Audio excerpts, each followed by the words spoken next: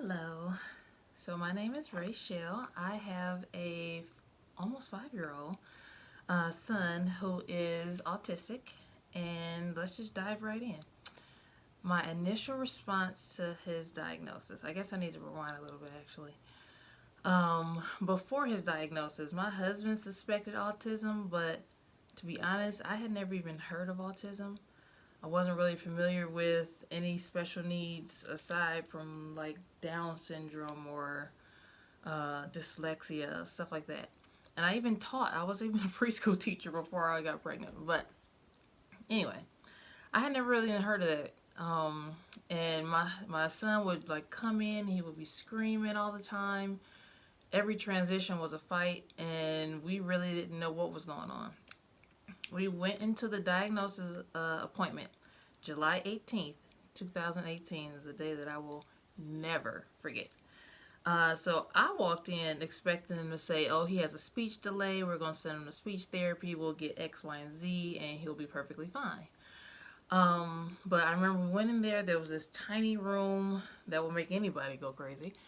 And they watched him from the other room, and they came in, and after about 15, 20 minutes, I remember her saying the words, okay, I'm going to go ahead and diagnose him with autism spectrum disorder.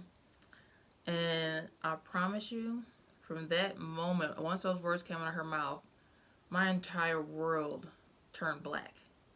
I don't I don't remember anything after that. I don't remember anything she said after that. I don't even remember walking through time and space of how we got to our car after this appointment. I mean, I was completely distraught. And I do remember for 2 to 3 months after his diagnosis, I cried. I cried constantly. I remember, I don't even know how I parented him during that time, to be honest with you. I just remember feeling lost and upset with God, to be honest. Um, I'll get to how it matured my faith in Christ in a little bit, but in that moment, I was so disconnected and so upset with God that I didn't know how to pray. I didn't know how to, I didn't even know, like, usually, I mean, I grew up in the church. My father actually suffered a stroke in front of our church while he was preaching. So I've always been a part of the church. It's always been a part of my life. But in that moment, for those 3 months, I just felt completely lost. I didn't, it's hard to explain and put in words. But I guess I can get to that. So I did completely lose faith. And then out of nowhere, I remember I finally broke down. I was like, all right, Lord, I don't know if you can consider this a prayer or what it is, but I know that I need you. I know that you're a major part of my life. And I know that the only way that our family is going to get through this is with you. So help. That was it. That's all I can say. I wrote down a few things, but it was mostly just, Lord, where are you? And out of the complete blue, one of my old teammates from college sent me this link to on a Facebook group. I don't even know how she knows this woman, but she's a member at Traders Point Church, and she was having a Bible study for special needs parents. And the book that we read is called The Life We Never Expected by Andrew and Rachel Wilson. I don't know if this is backwards for you guys or not, but this is the book we read. And I mean, I got highlights, and I don't know if you can see it, but I got tags and everything all over it. But that book really put things into perspective for me because the authors of the book, they have 2 children with autism and other complications. And one thing that stood out to me when reading the book was 2 Corinthians 12:9. Well, it says, Paul wrote, but he said to me, my grace is sufficient for you, for my power is made perfect in weakness. Therefore, I will boast all the more gladly about my weakness, so that Christ's power may rest on me. And when I read that, I remember thinking, his power has to be perfect in his household, because there's nothing left. I'm face down on the ground. I need you, Lord. And so when I read that, that has always stuck with me put on a little sticky note on my mirror. So when I get up in the morning, it's one of those mornings where I'm wrestling my son just to brush his teeth or trying to get him dressed or simple things that I know a lot of my friends are just like, hey, get dressed for school. And he's about to be 5 and we're still sweating by the time we get out the door. And those moments when I feel that resentment or those moments where I feel that moment of comparison, I always take myself back to that verse. His power is made perfect in my weakness. So I'm really weak. So the Lord has got to be strong. Most defining moments of our journey so far, I'll start with a low. This is right after he was diagnosed, and 2018 was crazy because I ended up getting pregnant even after we decided we weren't going to have any kids, but the Lord knows what he's doing. I was 5 months pregnant. My son had just started ABA therapy, and so I had to take him out of his daycare, which I loved, and one of his old classmates from his daycare had a birthday party. And so I wanted to take him to the birthday party. Keep in mind, I'm 5 months pregnant, showing pretty big for the second time around. And we were at the party, and something minor happened, like a kid walked past him too fast or something. And I mean, he just had a complete meltdown, kicking, screaming. I couldn't calm him down. And so I pick him up, I have him under my arm. He's kicking and screaming. I'm 5 months pregnant, and his old teacher is coming in as we're going out. And the look in her eyes was like this sense of like, I'm so sorry that you have to go through this. And I remember my eyes were just filled with tears. And I couldn't even say anything to her. I just waved, put him in the car, drove off, and just cried. I mean, the whole way home that I couldn't enjoy a birthday party with my child. And it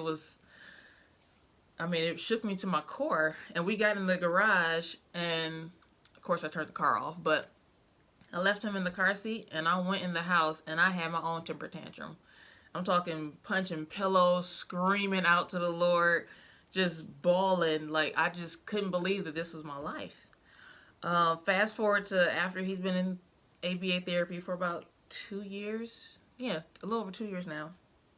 And one of my favorite all-time highs is we wanted to try out karate or taekwondo for him. And we went to taekwondo not expecting much, because to get him to sit still and pay attention to something that's not a cartoon, completely impossible, like any kid. But for him to be around other neurotypical kids and to follow directions and be a part of the class is just unheard of for him. So we took him to a trial taekwondo. I told him, like, okay, he's autistic, just bear with him. I don't know what he's going to do. And my husband and I sat there next to each other and watched the class. And I mean, the tears were just welling up, just watching him sit there in this class. I'm sorry, I'm about to get emotional just thinking about it. But he sat there in the class and he followed the instructions perfectly. He did everything he was supposed to do. And I just remember we were sitting there just crying. And the instructor pulled me to the side. She says, so how did you like the class? And through my mask, I mean, I just bawled like a baby in her office and was just like, you don't understand how much this means to our family to see him just participating and being in this class when we never thought that he could be around people or participate in stuff like this. So sorry, that was the ultimate high. It was absolutely beautiful, and he's still in it. We're struggling a little bit now, but he can do it. I know he can. I do want to end this video just something that I read in our Bible study group called Welcome to Holland by Emily Pearl Kingsley. I think it was written, 1987. So look it up. I'm not going to read the whole thing, but it's basically something that's easy to relate to for parents with children with special needs. It's basically, if you spend your entire life, you and all your friends spend your entire life planning a trip to Italy. You learn the language, you learn the customs, you learn you got a map, you know everything like the back of your hand. just like parenting. I planned with my friends that have kids. We were going to do this, we're going to do this, we're going to do this. And then the big day comes for your trip. You go to the airport, and somehow all your friends get on this plane that goes to Italy, and somehow you end up in Holland. You don't know anything. You don't know the language. You don't know the people. You don't know the roads. You don't have a map. You have absolutely no idea what you're doing. You get on Facebook. All your friends are posting about all this great stuff that's happening in Italy, and you're in Holland, where it's majority cloudy. You have no idea what you're doing. And you spend so much time checking on Facebook and looking at what all your friends are doing that you forget to enjoy the beauty of what you have in Holland. I'll just read the last line and then I'm done. If you spend your life mourning the fact that you didn't get to Italy, you may never be free to enjoy the very special, the very loving things about Holland. So I say that to say, wherever you are in your special needs journey, that there's always a brighter tomorrow and the Lord got you.